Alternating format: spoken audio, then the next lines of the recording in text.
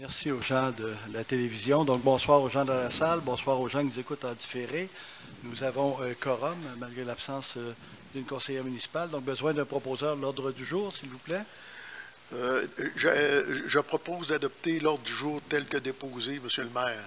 Merci. Quelqu'un pour appuyer? J'appuie la proposition, Monsieur le maire. Merci. Quelqu'un demande le vote? C'est adopté.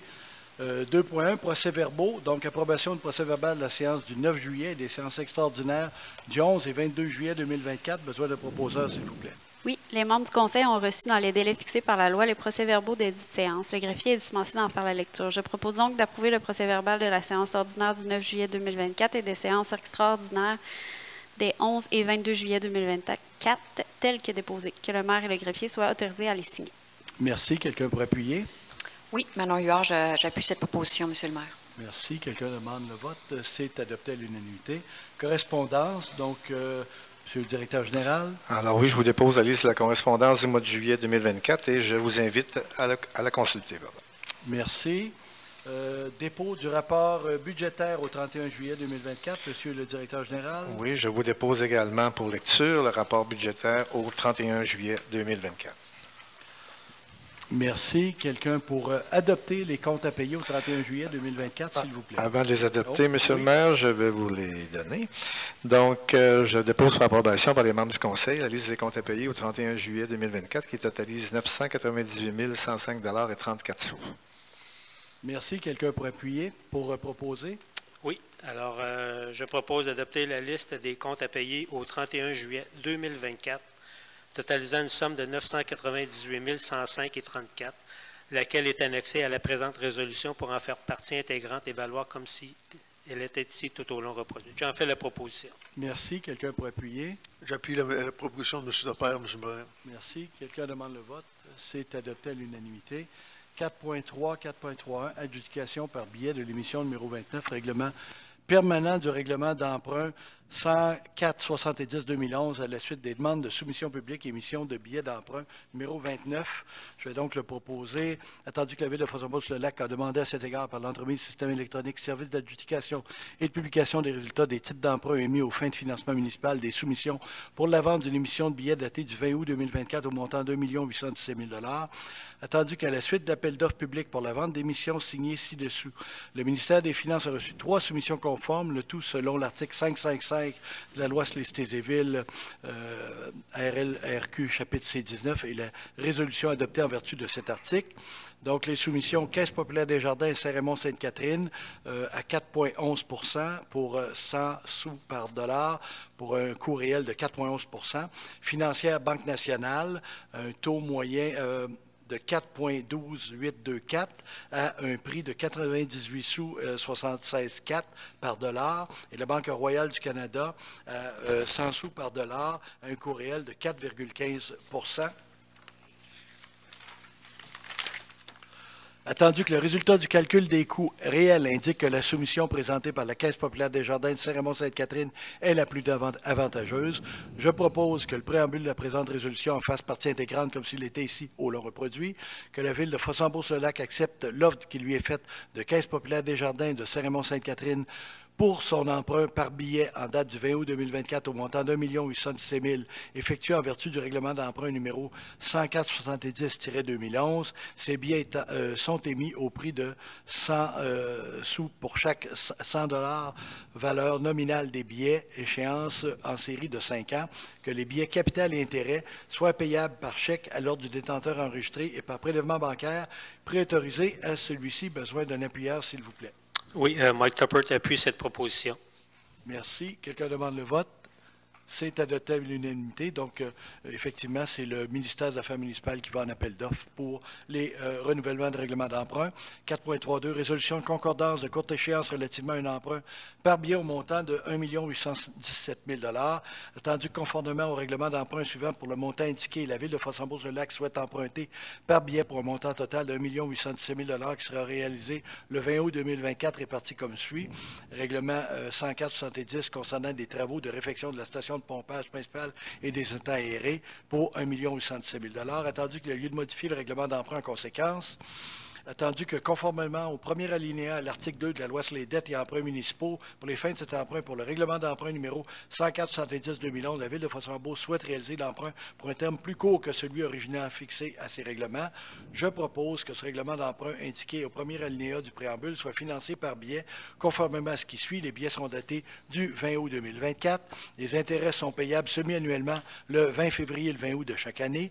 Les billets seront signés par le maire et le trésorier. Les billets, quant au capital, seront remboursés comme suit. Donc, en 2025, 146 200, en 26, 153 900, en 27, 161 100, en 28, 168 400, en 29, 176 200 et un renouvelable de 1 10 200 à renouveler en 2029. Que, en ce qui concerne les amortissements annuels du capital prévu pour les années 2030 et suivantes, le terme prévu dans le règlement d'emprunt 104-70-2 millions soit plus court que celui originellement fixé, c'est-à-dire pour un terme de 5 ans à compter du 20 août 2024, au lieu du terme prescrit pour les dits amortissements, chaque émission subséquente devant être pour le solde ou partie de solde due sur l'emprunt. Besoin d'un appuyeur, s'il vous plaît. Oui, Mike Tuppert appuie cette proposition. Merci, c'est adopté. Affaires courantes, acceptation des demandes de permis déposées en vertu des règlements relatifs au PIA. Besoin d'un proposeur, s'il vous plaît. Oui, attendu que les demandes de permis assujetties aux règlements relatifs au plan d'implantation et d'intégration architecturale ont été analysées lors de la rencontre du Comité consultatif d'urbanisme le 1er août 2024. Attendu le tableau synthèse déposé en date du même jour et annexé au présent procès-verbal, je propose donc que le Conseil municipal fasse sienne les recommandations et conditions du CCU apparaissant au tableau en vertu du règlement relatif au PIA, que l'inspectrice en bâtiment et en environnement soit autorisée à émettre les permis conformément à la réglementation d'urbanisme, que cette acceptation ne porte que sur les demandes assujetties au PIA et n'autorise en aucun temps toute dérogation à la réglementation d'urbanisme. Merci. Quelqu'un pour appuyer? Oui, Manon Huard, j'appuie cette proposition. Merci. Quelqu'un demande le vote? C'est adopté à l'unanimité. 5.2, demande de dérogation mineure concernant l'immeuble SIO 6123, route de Fossambeau, est désigné sur le numéro de lot 4 743 975. Besoin d'un proposeur, s'il vous plaît. Oui, attendu que la demande de dérogation mineure a été déposée sur l'immeuble connu comme étant le numéro de lot 4 743 975, situé au 6123 route de Fossambeau, laquelle vise à autoriser la construction d'une remise en cours avant à 14,4 mètres de la ligne de l'eau avant, alors que le règlement autorise les remises seulement dans les cours arrière, latérales et avant secondaires. Attendu que la disposition réglementaire visant l'objet de la présente demande est l'article 9.2 du règlement de zonage 120-60-2021 et ses amendements. Attendu que le comité consultatif d'urbanisme a analysé la présente demande de dérogation le 1er août 2024 et recommande au conseil municipal de refuser la dérogation mineure sur le lot 4 743 975. Est-ce qu'il y a des gens qui sont venus dans la salle pour se faire entendre, particulièrement par rapport à ce règlement, cette dérogation mineure, 6123, route de Fossambeau? Non, c'est beau. On peut continuer. Attendu que le conseil municipal a entendu les personnes intéressées, attendu que les avis ont été publiés conformément à la loi, je propose donc que le conseil municipal refuse la demande de dérogation mineure déposée sur l'immeuble connu comme étant le numéro de lot 4 743 975 situé au 6123 route de Fossambeau. Merci. Quelqu'un pour appuyer? Manon Huard, j'appuie cette proposition. Merci. Quelqu'un demande le vote? C'est adopté à l'unanimité. 5.3, avis de motion règlement 125-70-2024 harmonisé pour la sécurité publique et la protection des personnes et des propriétés, abrogeant les règlements 121-80-2021 et 122-70-2022. Besoin de proposeur, s'il vous plaît. Oui. Roxane Boutet donne avis de motion de l'adoption lors d'une séance ultérieure du règlement numéro 125-70-2024 d'harmoniser sur la sécurité publique et la protection des personnes et des propriétés, abrogeant les règlements 121-80-2021 et 122-70-2022. Merci. 5.4, dépôt du projet de règlement 125-70-2024 harmonisé. sur la sécurité publique, la protection des personnes et des propriétés, abrogeant les règlements 121-80-2021 et 122-70-2022. Madame Boutette. Oui, Roxane Boutet dépose le projet de règlement numéro 125-70-2024 harmonisé sur la sécurité publique et la protection des personnes et des propriétés, abrogeant les règlements 121-80-2021 et 122-70-2022, lequel est annexé au livre des procès-verbaux pour en faire partie intégrante et valoir comme s'il était ici tout au long reproduit. Ce règlement harmonisé sur la sécurité publique et la protection des personnes et des propriétés aura pour but d'en faciliter son application par la Sécurité du Québec dans toutes les municipalités de la MRC de la Jacques-Cartier. En raison des changements apportés depuis le premier dépôt, celui-ci annule l'avis de motion et le dépôt du projet du règlement 125-50-2024 fait en date du 9 juillet 2024. Merci. Alors, on reprend la procédure parce qu'il y a eu des petites modifications dans le règlement uniformisé à l'intérieur de la MRC. 5.5, avis de motion, règlement 125-80-2024, modifiant le règlement numéro 120-50-2021 du plan d'urbanisme bâtir 2031 dans le but de conformer au schéma d'aménagement et ses amendements. Besoin de proposeurs, s'il vous plaît.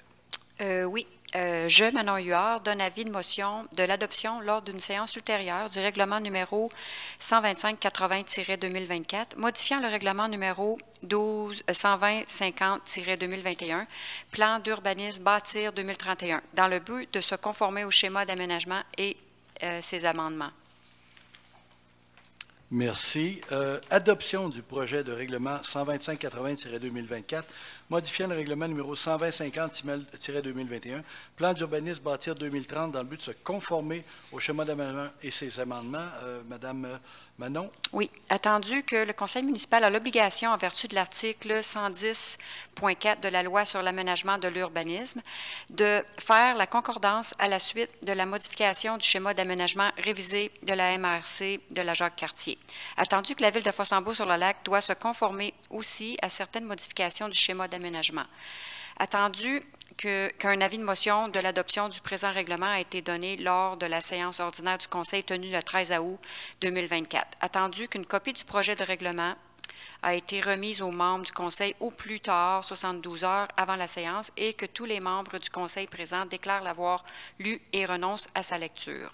Je propose d'adopter le projet de règlement numéro 125-80-2024, modifiant le règlement numéro 120-50-2021, plan d'urbanisme bâtir 2031, dans le but de se conformer au schéma d'aménagement et ses amendements, lequel est annexé au livre des procès-verbaux pour en faire partie intégrante et valoir comme s'il était ici tout au long reproduit.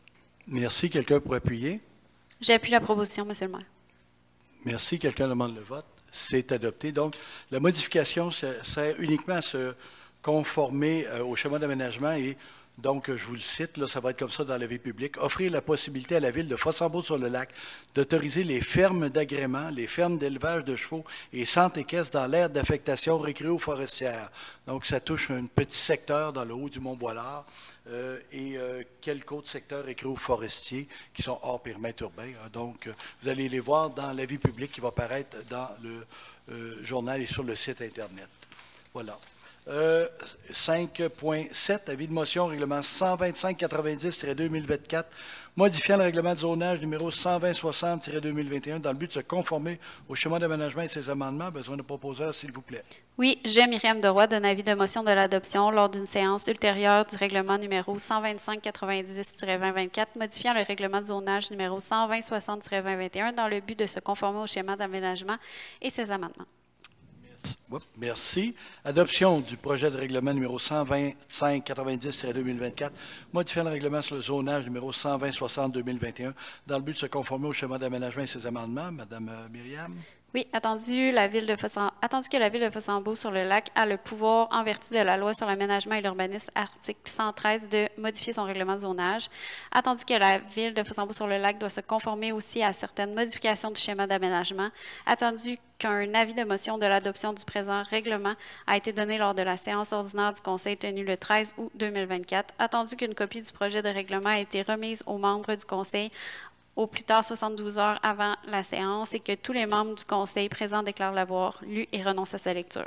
Je propose donc d'adopter d'adopter le projet de règlement numéro 125-90-2024, modifiant le règlement de zonage numéro 120-60-2021 dans le but de se conformer au schéma d'aménagement et ses amendements, lequel est annexé au livre des procès-verbaux pour en faire partie intégrante et valoir comme s'il était ici tout au long reproduit. Merci. Quelqu'un pour appuyer? Oui, Manon Huard, j'appuie cette proposition, Monsieur le maire. Merci. Quelqu'un demande le vote. C'est adopté à l'unanimité. Donc, ce qu'on va retrouver dans l'avis public, c'est, on parlait tantôt de définir les fermes d'agrément. Donc, on va définir au zonage, en plus du plan d'urbanisme, ce qu'est une ferme d'agrément. Et il y a des dispositions concernant la prise d'eau de la municipalité de Sainte-Catherine qui ont été modifiées dans le schéma régional et qu'il va falloir intégrer dans notre règlement de zonage, de fixer la superficie minimale des lots enclavés, lots qui ne sont pas adjacents à une rue, dans les aires d'affectation récréo-forestière et forestière de 20 hectares. Donc, ça touche notamment le Mont-Pollard pour tous les lots qui n'avaient pas été déjà lotis auparavant. Donc, ça ne touche, vérifier si ça ne touche pas le terrain non plus de M. Garand, qui n'est pas en zone récréo-forestière. Voilà.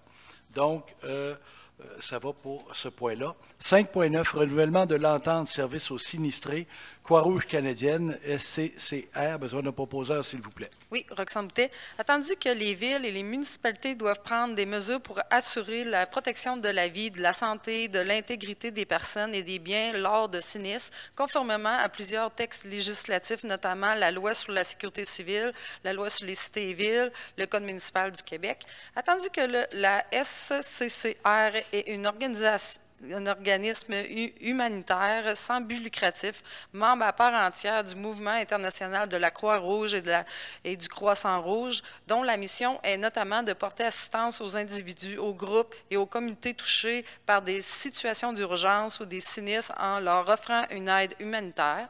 Attendu que la SCCR, au moyen de ses ressources, incluant une force bénévole et de son expertise, est susceptible d'aider et de soutenir à titre d'auxiliaire des pouvoirs publics, les villes et municipalités lors de sinistres, et ce, selon les disponibilités de ses ressources humaines et matérielles.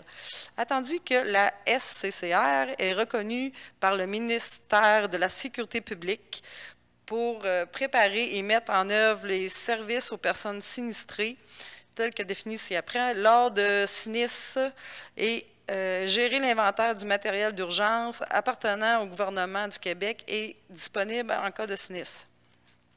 Attendu que les parties souhaitent établir les modalités suivantes, lesquelles la SCCR fournira des services aux personnes sinistrées en cas de sinistre sur les territoires de la ville de Fossambeau-sur-le-Lac, attendu qu'en vertu du paragraphe 2.1 du premier alinéa de l'article 573.3 de la loi sur les cités et villes, la présente entente n'est pas soumise aux règles d'appel d'offres prévues aux articles 573 et 573.1 de cette même loi. Je propose de renouveler l'entente avec la Croix-Rouge canadienne pour la gestion des services aux sinistrés, et ce, pour une période de 2 ans, plus une année optionnelle à compter de la signature par les représentants de la Ville. Qu'à cet effet, la Ville de Fossambeau-sur-le-Lac s'engage à verser une contribution annuelle pour la durée de l'entente comme suit. En 2024-2025, 0,20 sous par capita, 2025-2026, 21 sous, 2026-2027, 21 sous. Que M. le maire et le directeur général soient autorisés à signer la dite entente. Que cette dépense soit défrayée à même le budget de fonctionnement de l'année concernée. Merci. Quelqu'un pour appuyer? Oui, Mike Tuppert appuie cette proposition. Merci. Quelqu'un demande le vote? C'est adopté à l'unanimité. Donc, dans le cadre du plan des mesures d'urgence, on adopte à chaque année, pas à chaque année, à chaque 3 ans, ce type d'entente-là.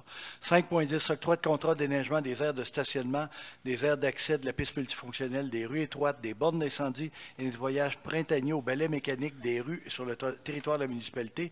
Multivrac Écono, besoin de proposeur, s'il vous plaît. Oui, Roxane, tu as attendu qu'un appel d'offres public a été publié par le biais du site SEAO et du journal Constructo pour le déneigement des aires de stationnement, des aires d'accès, de la piste multifonctionnelle, des rues étroites, des bornes d'incendie et nettoyage printanier au balai mécanique des rues sur le territoire de la municipalité pour les saisons 2024-2025, 2025 à 2026, 2026 à 2027. Attendu la soumission reçue dans l'entreprise Multivrac Econo en date du 8 août 2024, Multivrac Econo au montant de 404 204,24 sous. Attendu la seule soumission reçue de l'entreprise Multivrac Econo. Attendu les recommandations du directeur du service des travaux publics, M.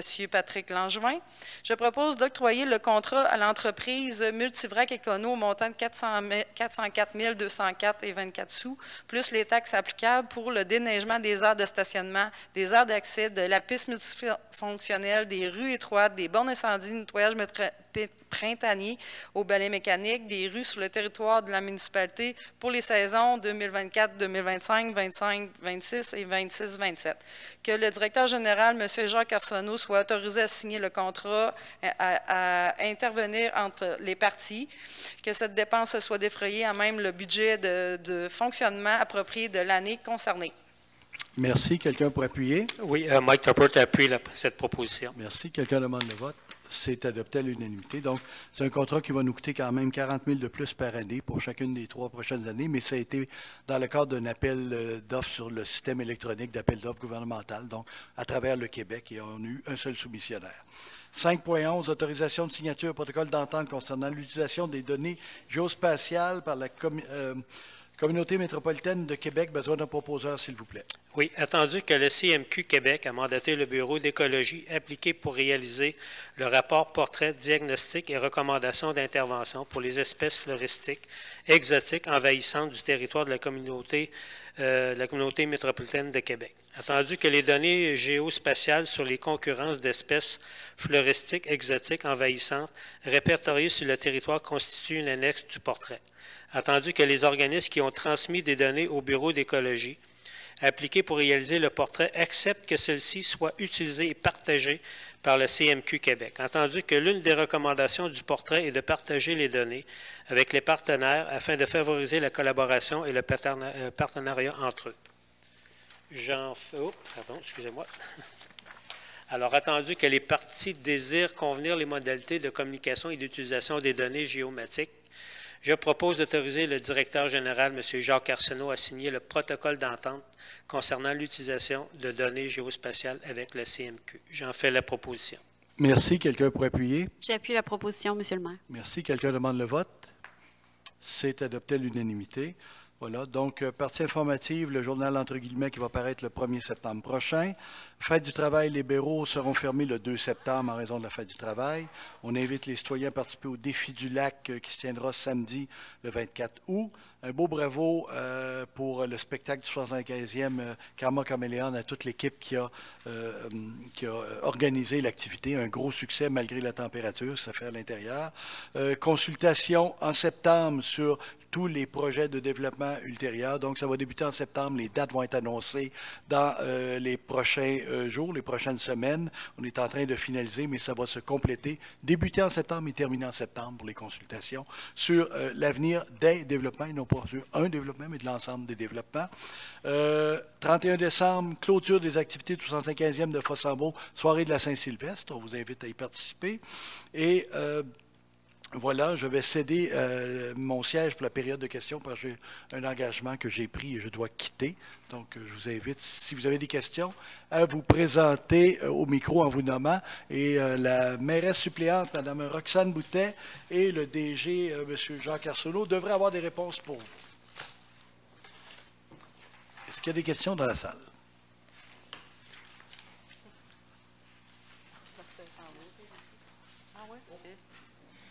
C'est vrai, Marcel aussi. Alors, il y a quand même quorum. Merci. Donc, Mme Boutet, c'est vous qui assumez la présidence du Conseil maintenant. Alors, avec votre permission, j'aimerais adresser une question à Mme la conseillère Huard, s'il vous plaît. Oui. Oui, merci. Mme Huard, dans les mandats qui vous ont été confiés à titre de conseillère, vous avez comme mandat de vous occuper de l'urbanisme à Fossambeau. Alors, la question que j'ai pour vous, Club Plage Lac-Saint-Joseph a déposé une demande de changement de zonage le 26 février 2024 visant notre terrain situé au 7001 route de Fossambeau. Au soutien de cette demande, nous avons fourni le formulaire prescrit et payé les 500 $ de frais exigés par la Ville. Depuis cette date, nous avons fait des suivis auprès de la Ville pour connaître l'évolution de notre dossier. Or, à ce jour, aucun échéancier ne nous a été transmis pour préciser les prochaines étapes. Aucune analyse de notre projet n'a été préparée par le service de l'urbanisme. Aucune rencontre n'a été tenue, ni même fixée pour l'étude de notre projet de développement et le changement de zonage sollicité. Nous n'avons jamais été convoqués à une rencontre nous demandant d'expliquer davantage notre projet ou pour répondre à des questions de la Ville. Alors, par conséquent, pouvez-vous prendre l'engagement de me confirmer par écrit, d'ici 10 jours, qu'un échéancier a été établi par la Ville pour l'analyse de notre projet et nous préciser les prochaines étapes, et également quand une décision sera prise par la Ville sur notre demande de changement de zonage déposée le 26 février 2024.